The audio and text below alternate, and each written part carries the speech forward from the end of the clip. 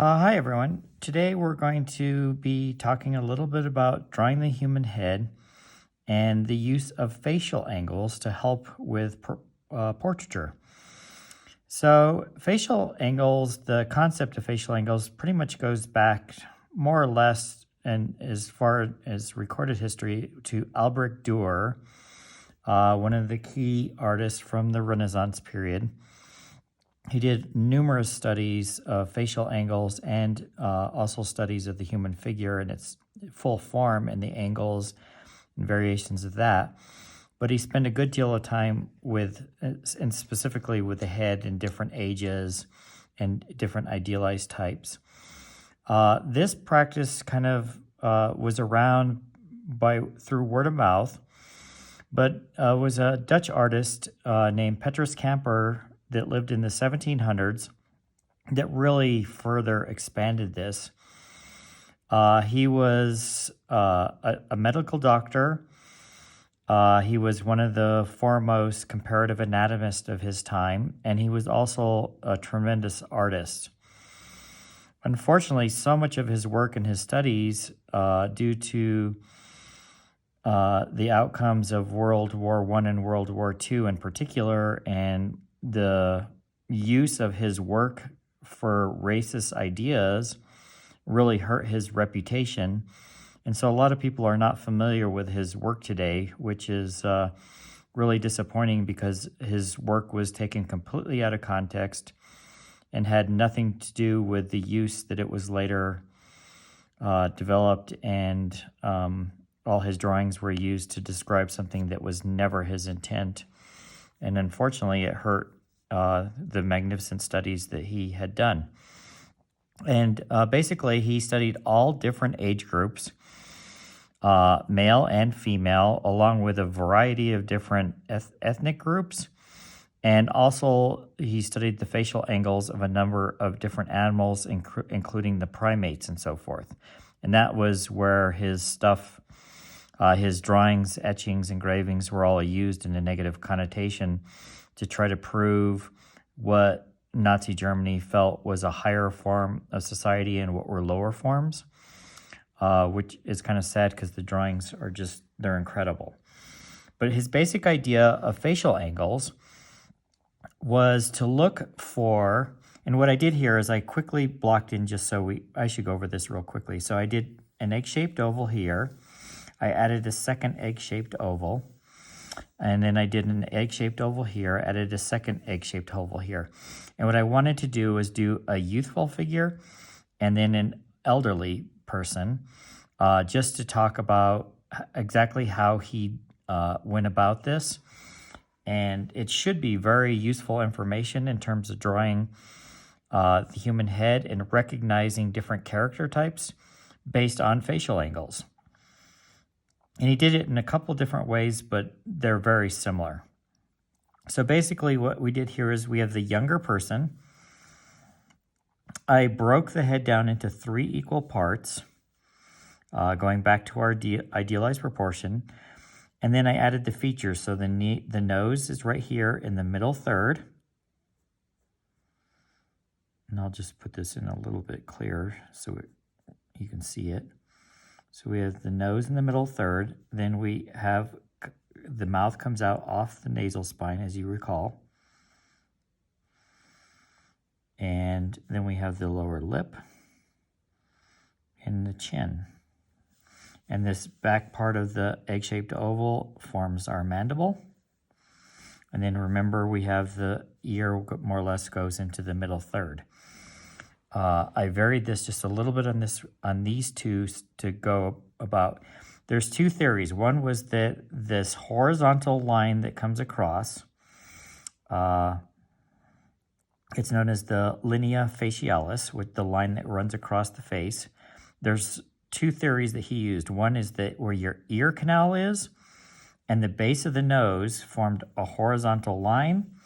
The other one was right here at the bottom of the lobe, and the base of the nose formed a horizontal line. I have chosen to do right here where the ear canal, the opening of the ear canal would be. I did that on both of these. and I have the lobe dropping just slightly below in this case to show a different variation. Most people fall into one of the two. So, and one of the other things, so we spent a good deal of time talking about idealized proportion, breaking everything down using the law of thirds. He also, in his time period, learned portraiture following the same concept and ideas. However, what he found when he was doing all his studies, especially when people varied in age and ethnicity, that it didn't always hold to an idealized standard, that frequently things fell outside of the ideals. So that was when he began experimenting with facial angles. And how he did this, and it's important to note, is he took this portion here of the forehead, where the glabella is, and the incisors of the upper teeth, your upper mouth, and he would run a line through here, and he would take the horizontal line from the ear through the base of the nose, and then he would find the degree in here of the angle. Some people, the angle was significantly more this way. You can have different ethnic groups where maybe the mouth extends further out. Then you would have the line would go through this glabella, through the incisors here. Some people, their mouth recedes, like we have here on the older person, because they're missing their teeth. So the incisors would have been back in this area, and the chin has extended out over time. So as you can see, the angle between here and here has now increased. All right, if it was straight up and down, that would be a 90-degree angle. So this is currently over a 90-degree angle. This, for the younger individual here, is less than a 90-degree angle. And you can get more specific if you want and actually measure that. But I'm just doing this right now to explain how he came about his theory. So, as you can see, we have the forehead that comes through, and then the nose using proportion. We have it in the middle third. We have a little indication here. Then we have the upper lip, the edge of the mouth. Remember, so if this was the center point in here, we broke it down into thirds, and then we have the eye in profile, so it's a capital letter A, turn on its side. The eyebrow is in here. And then the chin receded, comes back. And we always want to show an indication of the neck, so we have this coming under here and coming down to the collarbone. And now we have the back of the head.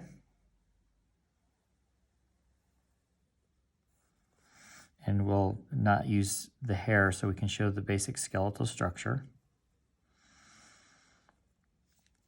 And then here is the ear. And we'll be going over, actually we'll probably start with the facial features next week. So we'll be getting to the ear shortly. So I'll talk more about the anatomy of the ear. But basically, there's the ear canal in here.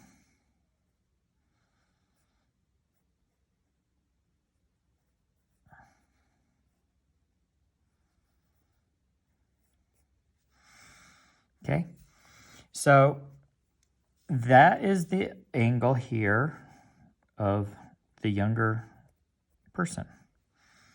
And we'll just indicate the arrow here this way so you can see where it begins.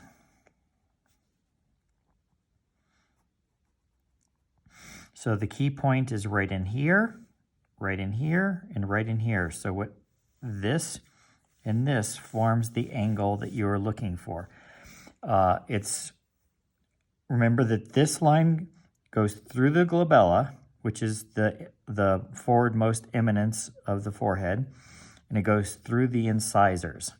So from the forehead through the incisors of the upper teeth, and then the horizontal line here goes from the ear to the base of the nose. Same thing we have here. We have the older gentleman. And we have the prominence is more pronounced as he gets older. Then we have the crick in the nose, and the cartilaginous portion here on the end starts to sag a little more over time. And this is a little more bulbous in through here. The fleshy fold comes through. Now, I chose to show him missing his front teeth. So where this might come out here, it's now going to recede back, wrap around the bony portion of the upper maxilla where the teeth would have been. A little indication showing the end of the mouth. Then the lower lip is going to go over the bony portion of the lower jaw, ending out here, and we have the chin, the mandible, coming out through here. And this come through here like that.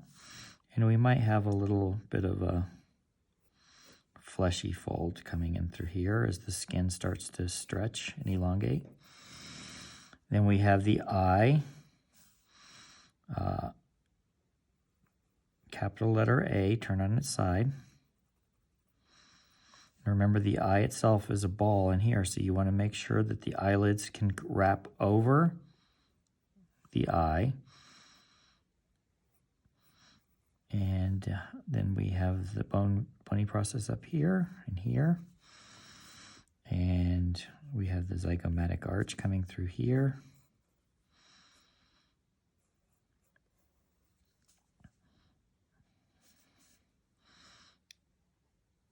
And then we have the skeletal structure here, which you should be getting familiar with now, having watched the video a few times. And then we have the sternocleidomastoid muscle coming through here. There's usually a vein that runs across through here. We have the trapezius muscle coming in through here. And we have the fleshy part here coming down, and then it all connects onto the head of the clavicle. So an older person, this, and one of the reasons I chose to do the ear canal on this was because oftentimes on older people, the lobe in here can become fleshier and sag down a little more. So I'm going to show that in here. And sometimes this cartilaginous portion up here can change its shape a little bit. So I'm going to show that in there as well.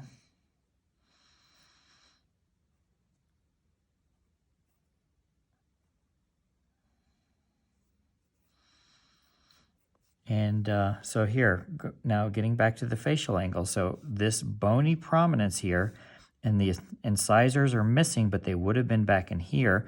So now you can see we have a slightly different angle. This angle was less than 90 degrees. This angle is now more than 90 degrees.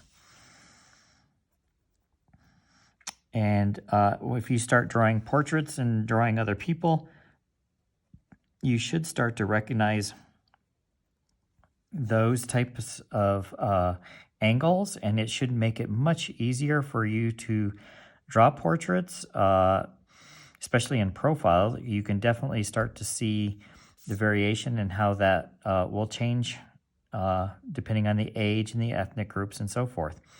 You'll be getting a few other things to draw from that'll give you some variation in this, but the main idea is to recognize that this horizontal line will always go through the base of the nose.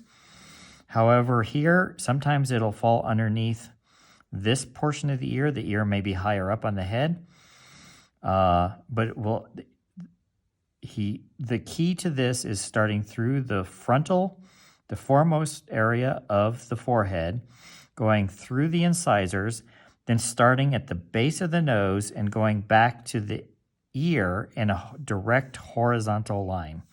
So this should always be horizontal. This should always be horizontal. Always start at the base of the nose, then go back and see where it falls according to the ear. Now, you'll definitely notice that when you're doing this, sometimes it'll fall down here at the lobe, but more oftentimes than not, it will likely fall somewhere around the ear canal.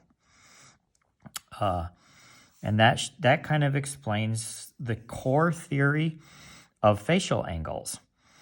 Again, it started way back in the Renaissance. Actually, probably went back to Grecian times, but the most recent known recollection of this that you can see still through drawings is with Albrecht Dürer.